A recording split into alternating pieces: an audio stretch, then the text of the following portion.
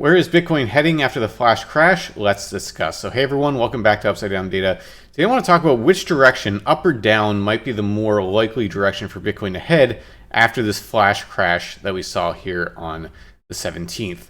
So if you haven't been around for one of these flash crashes in crypto before, this is generally caused by a liquidation cascade. Basically what happens is that people build up a lot of leverage, and in this case a lot of people were betting on Bitcoin's price to go up from here, so there were a lot of long positions that were there, and then when price went against them, then a lot of liquidations happened. Basically price moved too far against those positions got forced sold. That creates a lot of selling pressure on the market's quite illiquid right now, and so basically it just doesn't take a lot for price to crash quite quickly as you have all that forced selling take place in a very short amount of time. We can actually see this over here on CoinGlass. We're just looking at the futures open interest on exchanges, and you can just see how it fell off a cliff. And so basically the idea is a lot of this was long positions, and then as price moved against them, this liquidation happened. You can see how open interest has just fallen off a cliff. Basically a bunch of speculators got absolutely wiped out here. People betting on Bitcoin's price going up got completely wrecked, and that forced selling caused by those liquidations is what leads to these kind of cascades that we saw. But now I think the question is, where might we think Bitcoin is going next? And I want to talk about both sides. The argument for it maybe going up, being able to rebound, like we've seen, for example, here, like we saw, for example, back here. And then the case for why this might be different compared to these times and why we might not expect a rebound like we did in those times. So the first thing I want to talk about in terms of why things might go up is by just looking at some data, some indicators here.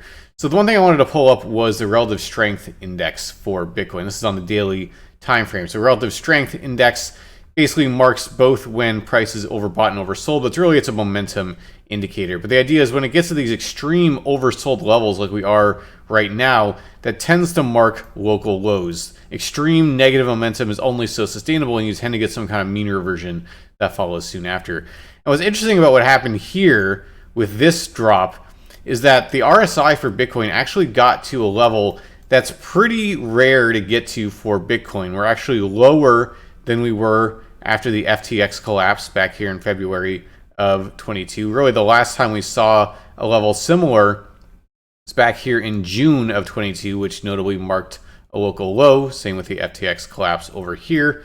And actually, it's not too dissimilar from what we saw in the March 2020 crash, interestingly enough. That one went a little bit lower, but it was a similar level.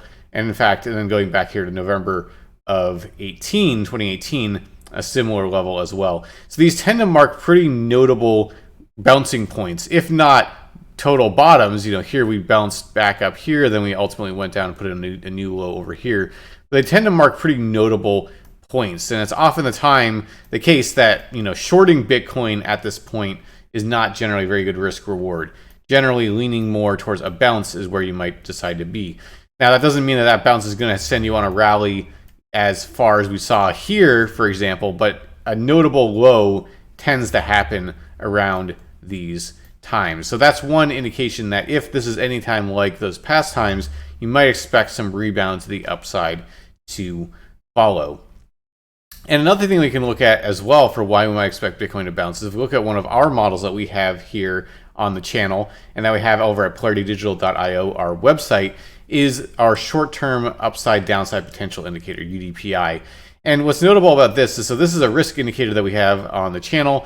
Lower levels mean lower risk, higher levels mean higher risk.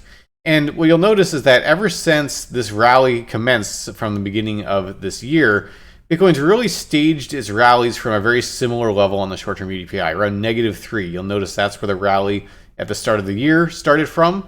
We came back down to that level in this correction in March, back right down to around -3. Then we went on a run, right back down to around that level, -3 again, getting close to that point. So that was over here, but then over here we're about -2.75, rallied off of there, and now we're back down to that exact same low level at around -3. And so this would again be a place where, given what we've seen this entire year, it would be reasonable to think that risk has reset far enough to allow for another expansion to the upside. So it'll be something to watch, but something that I would be looking at going forward. And I think what really might set the stage for all of this ultimately would be some kind of bullish news hitting the market. And that's the next thing I wanted to talk about. So these are just more kind of data driven, looking at the price action, what's going on, and what some of the data, the models, both the RSI and the UDPI can tell us. But one of the things I think would really be a news-based catalyst that could send us to the upside and really capitalize on that oversold element of the market right now is if we get something like, for example, the Grayscale lawsuit decision and it being favorable for Grayscale, not for the SEC. So if you're not familiar, Grayscale, which owns the Grayscale GBTC product, the trust that is traded on exchanges, they sued the SEC because the SEC was preventing them from converting their trust into an ETF. And the idea would be that if Grayscale wins this lawsuit against the SEC, that not only would that allow Grayscale to likely be able to convert their trust into an ETF, which ETF for Bitcoin, spot ETF, is seen as generally being a quite bullish thing for Bitcoin. It might also make it so that all the other ETF applications that are out there are more likely to be accepted as well, ultimately, and come to fruition, which is, again, seen as being bullish. And so I think if a Grayscale comes out and wins that lawsuit, that could be a very bullish news item that could allow for a lot of money to flow into Bitcoin very quickly and can bring us back up to the upside quite quickly as well. So that's something we're going to be watching out for. So then what could be some things that might point to the downside for Bitcoin? That might say that we're heading lower. Well, obviously, if the decision comes out and Grayscale loses, that would be a bearish sign, and that could actually send markets even lower, more likely, because that would kind of argue against that ETF narrative, which has been a big part of what's drawn Bitcoin up in these more recent rallies over here. But the other thing I want to talk about is what's going on in the broader markets, because I think that also has a lot to do with we've been seeing here with Bitcoin. So if we look at the stock market, so this is the S&P 500, you'll notice that we've been in a pretty notable correction in the S&P 500 ever since the beginning of the month. And certainly when you see blood in the traditional markets, that's going to be putting a headwind on crypto. And so that probably was part of what primed Bitcoin to collapse this far, that there wasn't a ton of demand ready to step in and buy Bitcoin at the low of this range anymore and just let it fall to the downside. And so if we see the S&P 500 and the rest of the stock markets, for example, the NASDAQ, Dow Jones, etc., if we see them continue to correct, I think that would put continued headwinds for Bitcoin. And then it might be harder for new demand to step in and really push it up. You might actually see lower levels get retested on Bitcoin if that were to continue. And the other thing that's also going to be important to watch is what happens with the dollar. So this is the DXY. Basically, it's the strength of the dollar relative to a basket of other major fiat currencies. And what you'll notice with the dollar is that it fell off a cliff coming into the beginning of the year. And the reason we care about this is that when the dollar is doing well, that tends to be a time when risk assets do poorly. So here, all throughout 2022, the dollar was going crazy. We know that crypto fell off a cliff in 2022. But then as the dollar's fallen off a cliff, that's when risk assets have been moving up into the upside.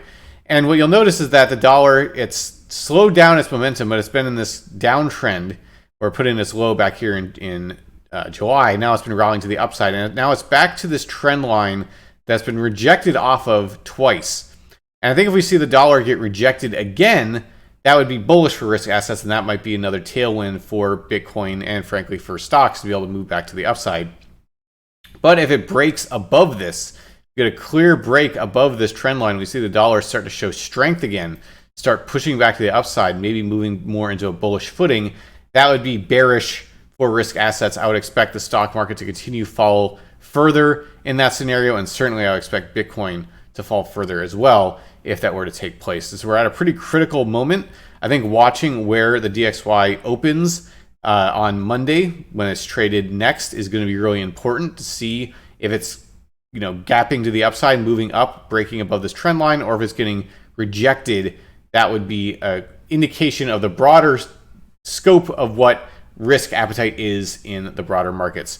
Generally, when the dollar is moving up, that's a risk off phase in the market. When it's moving down, that's a risk on phase in the market. So those are things I'm looking at right now. So given basically just kind of technical indicators, this is an extreme oversold point for Bitcoin right now. And so for it to just continue falling off a cliff immediately, I think would take some other pretty extreme thing to happen. For example, maybe the Grayscale decision coming out against Grayscale, or broader markets suddenly crashing as well. But short of those kind of events, I would expect to at least see some consolidation here for a bit. And then, at the very least, if not Bitcoin being able to quickly chart a course to the upside if we see bullish things like, for example, the DXY getting rejected over here. And so for me personally, I'm leaning a little bit more on the relief side. Not to say that we're necessarily going to have to go and rally up into the 30Ks. That may or may not happen, but some kind of mean reversion would not surprise me at all, and I think would be very reasonable off of the extreme oversold values we've gotten to here.